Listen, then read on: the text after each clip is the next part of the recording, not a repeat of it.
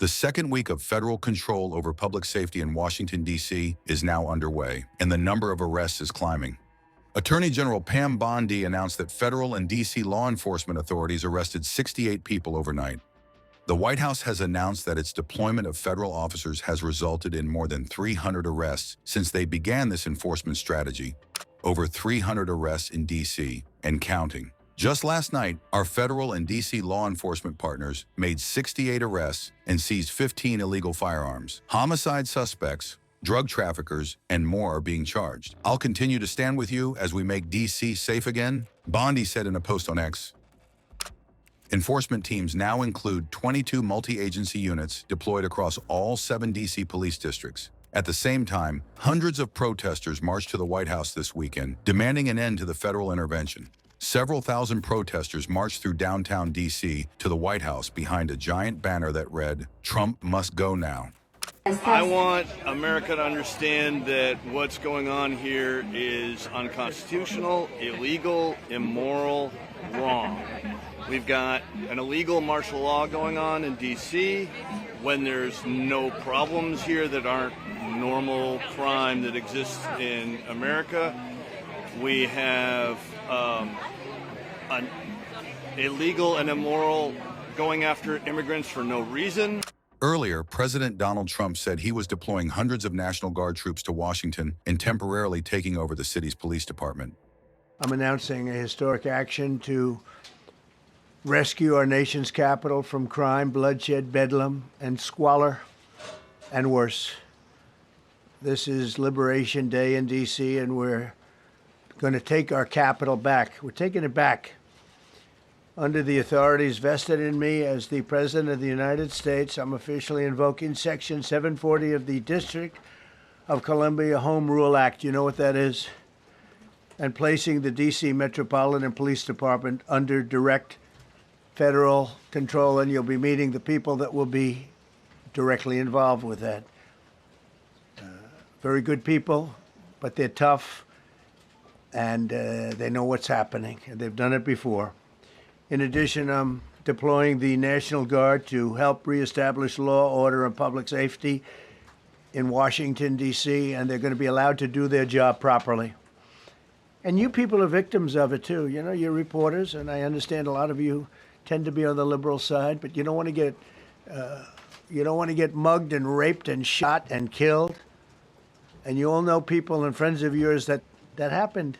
And so you can be anything you want, but you want to have safety in the streets. You want to be able to leave your apartment or your house where you live and feel safe and go into a store to buy a newspaper or buy something. And you don't have that now. The murder rate in Washington today is higher than that of Bogota, Colombia, Mexico City, some of the places that you hear about as being the worst places on earth, much higher. This is much higher. The number of car thefts has doubled over the past 5 years, and the number of carjackings has more than tripled.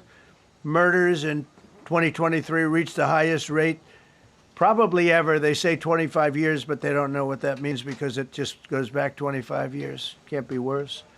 Our capital city has been overtaken by violent gangs and bloodthirsty criminals, roving mobs of wild youth, drugged out maniacs and homeless people. And we're not going to let it happen anymore. We're not going to take it.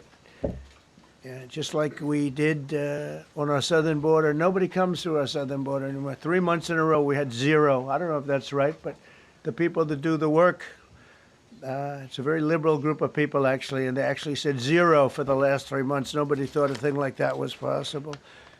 And, you know, when you take a look at numbers, I just saw some charts. These are different cities throughout the world. Red is, okay, the red is a place called Washington, D.C. Look at these. Baghdad we doubled up on Baghdad. Panama City, Brasilia, San Jose, Costa Rica, Bogota, Colombia, heavy drugs.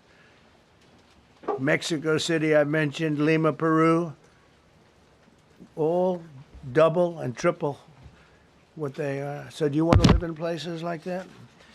I don't think so. I don't think so. And I think the people in this room, if you wrote correctly, you'd see, look at the kind of numbers we have.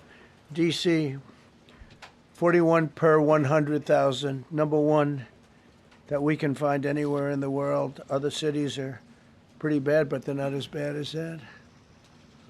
That where you want to live? The reporters of the world? Juvenile offenders and crimes against persons, as they say. It's getting worse. Not getting better, it's getting worse. And we had a recent indication. There was a story about a man who was just left. He quit because he was asked to do phony numbers on crime. And we're going to look into that. I think Pam is going to be looking into that. But he was asked by the city, I guess, that we don't want to show the real numbers. Let me do numbers so it looks like it's going down. Not going down. And under Biden, it was a disaster. And nobody did anything about it. We're going to do things about it like you wouldn't believe.